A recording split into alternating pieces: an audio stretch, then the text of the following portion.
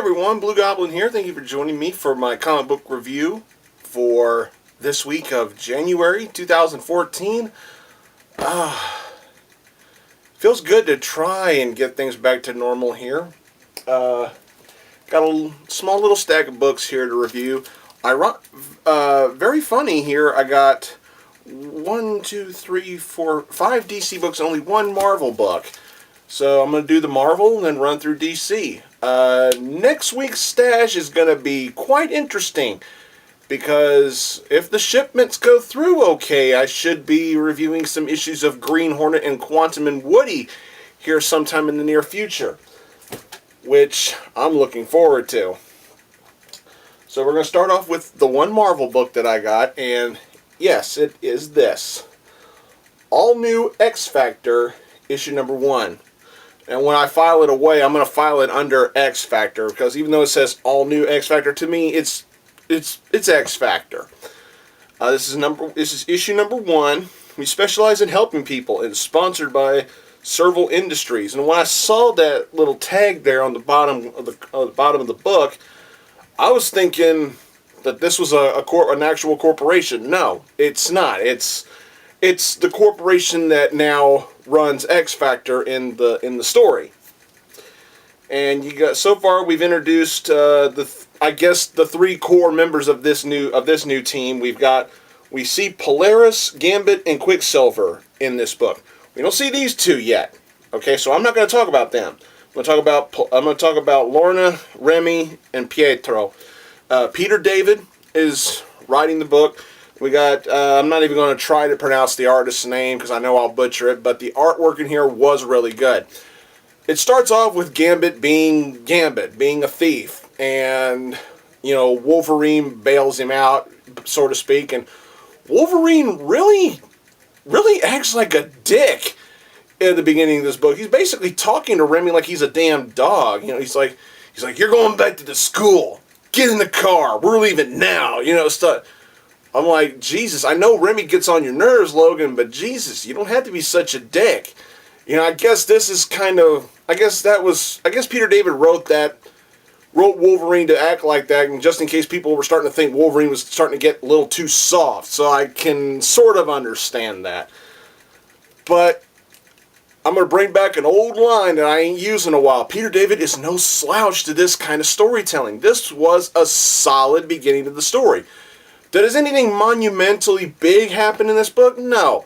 This is your basic, your standard stock cliche first issue of the series, and they use this issue, and they use this first issue to get everybody introduced to the characters, you know, get the exposition out of the way, you know, talk about what happened to Madrox, talking about what's going on in the future of X Factor now, getting everybody caught up. And Peter David does it really well. Does it really, really well. Very nicely done. It's nice to see, and I also think it's a nice touch to see that the 3 core members of the team are not getting along that well. So that could add some interesting dynamics to the team later on down the road. Very nicely done. A solid introduction to the new series, to the new run of X Factor. The explanations that we got in here concerning how the story's going to start was very well done. The artwork was really good, and once again, Peter David is known for those styles, those dun-dun-dun kinds of cliffhangers. The cliffhanger in this book wasn't really that big of a dun-dun-dun kind of moment, but it's still moments, you know, that Peter David is known for, and I really appreciated this beginning to the series. Nice stuff. I can't complain. Really good. Oh, God. Oh, this book's heavy. Oh, God. Oh. Detective Comics number 27. Oh boy. Oh, this book weighs about $8. Oh, God. Oh, shit. Okay, I gotta get it together. Whoa. Oh, forward. Here we go. An $8 book. This fucker's big.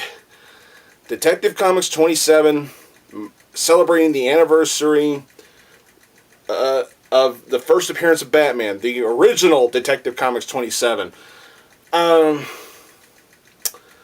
Yeah, featuring an all-star roster. There are some all-star stories in here. We get some stories from from Scott Snyder.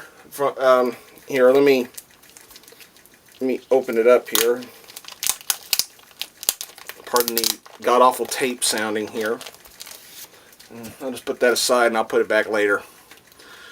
We got stories from Brad Meltzer, Greg Hurwitz, Peter Tomasi, Francisco Francavilla, Mike Barr, John Layman, and Scott Snyder. There's 7 different stories in this book.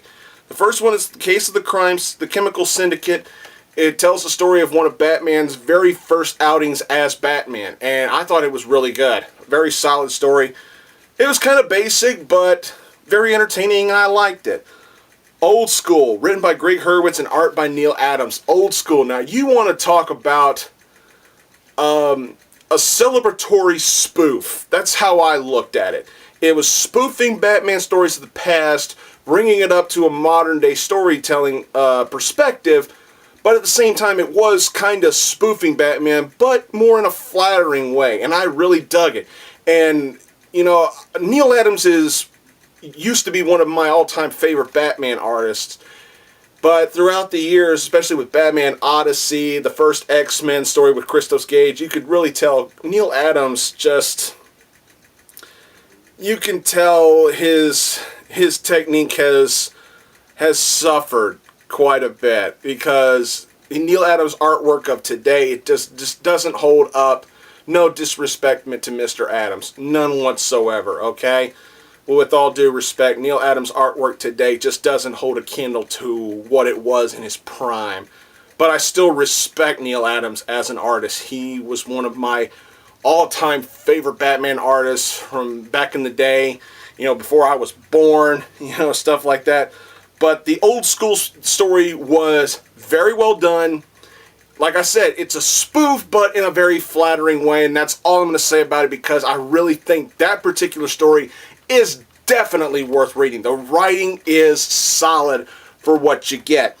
And then there's one called Better Days, written by Peter Tomasi, and it's a story of, I guess you could say this takes place way after The Dark Knight Returns, the Frank Miller story, where Bruce is old. You know, you got where Bruce is old and retired. Damian, he's sporting some Reed Richards gray sideburns and everything, but he's Batman. Dick Grayson is still Nightwing. Tim Drake is still Red Robin, and it's the old Red Robin costume from the prior 52 universe thing. And we get to see Barbara Gordon as the police commissioner of Gotham, and get a look at how she looks, and you try to tell me this doesn't have a kind of wink and nod to Batman Beyond. I really think the Better Days story is like the precursor to Batman Beyond, but in a very heartfelt way. It's a short story, but I think it's worth your time. There's a story called Hero, which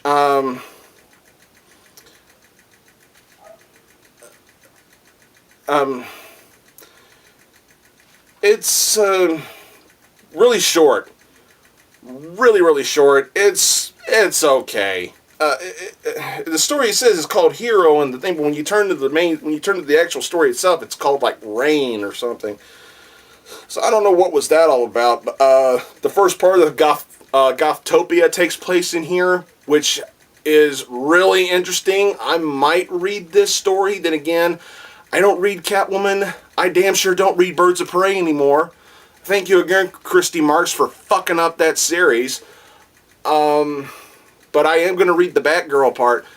I don't know if I'm going to read I don't know if I'm going to buy the rest of Gothtopia, but I might read it and I might review it. I might.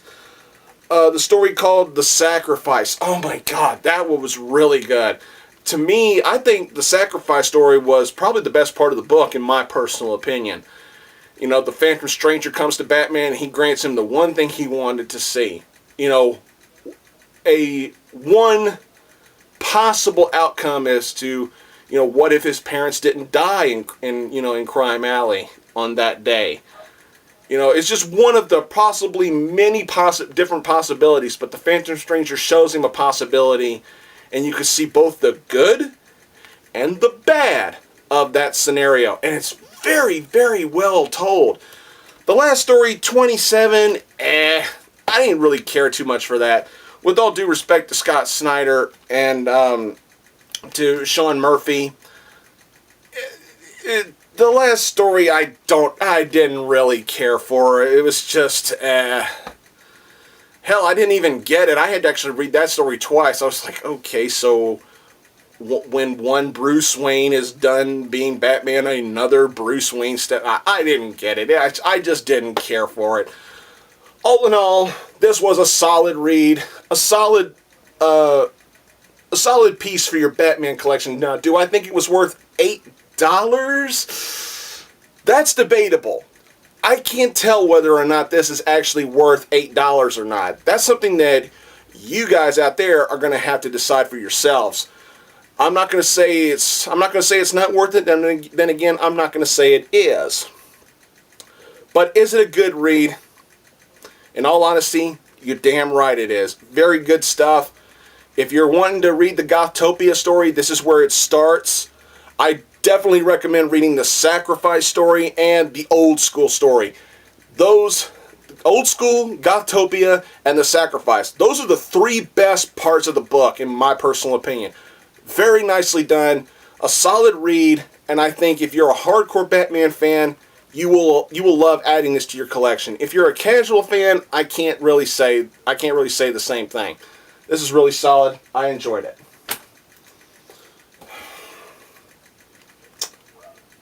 He's back, folks. You're up. Oh man, it's been too long since I got a chance to speak. But I'm here with a new look, on life, or whatever the fuck I'm trying to say. Bottom line is, y'all know why I'm here. Now sit down, shut up, and be prepared to listen to some greatness. Wait. I gotta remember, gotta be nice. A motherfucker will cast me out completely. Okay, I'll be nice. For you, whether I like it or not. I'm here to show my support for my world, my book, Earth 2. This is Earth 2, number 19. The Parademons of Apocalypse Unleashed. Oh yeah, shit's getting real. Now, Mr. Taylor, Miss Scott, I still want to fist bump you, see? You're doing really good with this shit. This shit is magic. Now, I'll tell you, the past couple issues have been monumental, to say the least. But I like what y'all did here. Y'all pulled it back a little bit to give us a break from our jaws hurting so bad from dropping so much. I likes this. Keep the story very, very well and keep it very interesting. Keep our attention, but dial it back just a bit. That way, you're making the inevitable moment when our jaws drop again. It's gonna make it even a bigger moment. But trust me, there were some moments in here, but this was really good. We learned about an alien that's being kept by the government that not too many people know about. But Jimmy Olsen knows about him because that dude knows everything. Wonder if he can give me relationship advice. Whatever. Point is, he knows about the alien, and they go to this alien. He's under heavy guard, but once they find him, they find out something about him. And damn it, is it a moment. It's not one of those moments that makes you go, holy fucking God. No, it's one of those moments that makes you go, this could be a really interesting plot point in the story continuing. See? That's the way I'm going to put it. Very nicely done. I'm not going to spoil what it is about the alien that they found out. But what I will say is, well played, Mr. Taylor, well played. But then we see more about Superman being the douche for Apocalypse. Hey, Soups, You're supposed to be all about truth, justice, and the American way. But now you're nothing more than Darkseid's bitch. Yeah, I said it. I just hope you didn't hear me. But then we get to the end of the book. Throughout all the great storytelling that goes on in this one issue. I'm not going to give too much away. I'm going to be a good boy, remember? Be a good boy. You want to know what goes on in here? Read the damn book. Go buy it. Trust me, it's worth your money. It's worth your time. It was worth my money. It was worth my time. So it'll be worth yours. Huh? But then we get to the cliffhanger of the book. Oh yeah. Oh yeah. Yeah, I likes it. I likes it. And if you don't like it, I ought to smack you. No, gotta be good. I gotta be good. I gotta be good. Oh man, I'm probably gonna need a drink after I get out of here. But, oh, trust me when I tell you this. This has been nothing short of a great series. Two great writers have been kicking major ass on it. And I know that once you read this book, you will likes it. You will likes it indeed. Now I gotta go, but mark my words, this shit just keeps getting better and better. Even when they dial it back, they still keep your attention and they still do the writing and the storytelling in the right way. I loves it. Good stuff. I'm out of here. So charming, isn't he? But you heard what he said. You know, despite the rudeness, I agree with him. This has been nothing short of a phenomenal series. Good stuff from Taylor and Scott. Loving this. This is good. Moving along to Green Lantern number 27. The new face of evil is Hal Jordan. I like the Billy Tan cover. Robert Venditti is still doing the writing, and the writing is really solid. Dave Eaglesham, his artwork in here is just really, really good. Really, really good. Now, there is an explanation as to why we get the cover that we get. And, pardon me if I'm sweating, but that light is just fucking hot as shit. But it's the best way y'all can see me and see the books I'm talking about. So, pardon me if it looks like I'm starting to sweat. It's getting pretty fucking hot in here. But, you know, what was I saying? Yeah, a lot of shit happens in this book. And this does happen in this book. Now, I will say that. And that's all I'm going to say about that. And there's a big moment concerning Saint Walker. Something happens with him, and I'm just like, oh God. And that's all I'm going to say here. I really don't want to go into really big detail about this book. But one thing I will say is that it was solid. The storytelling was great. The artwork was fantastic. And at the end of the book, after what happens with Hal, it's understandable that some people would be pissed. But then again, it might not be Hal's fault. That's all I'm going to say. Good stuff. Really solid issue. I'm looking forward to how much further DC can go with this kind of storytelling. Just really good. Now, for the last two books, I got the Movement issues 7 and 8. Now, I would review issue 7 on a back issue review show, but I still have yet to do one, and to review 8 before I review 7, it would be kind of stupid. So I'm going to review 7 and 8 here to end this off. Issue 7, The Graveyard Faction. Gail Simone, like I said, incredible writer. Good stuff in here. But this is the Graveyard Faction, and this is a really seriously deadly team of foes and everything. But the one character that shined to me in this book was Vengeance Moth. Oh my God, I am falling for this character. Not in that way. She's not real. But as a fanboy, as a comic book reader, I am falling in love with this character. She is so tremendously well done. You can tell that she has battled demons in the past. She tries her best to be a pacifist, yet at the same time, this is a girl you don't want to fuck with. And I love how Gail writes this character. She is just a phenomenal character, and I can't wait to see how much more Gale can do with her. Just fantastic stuff. Most of the other teams got their hands full with what unfortunately happened to Mouse.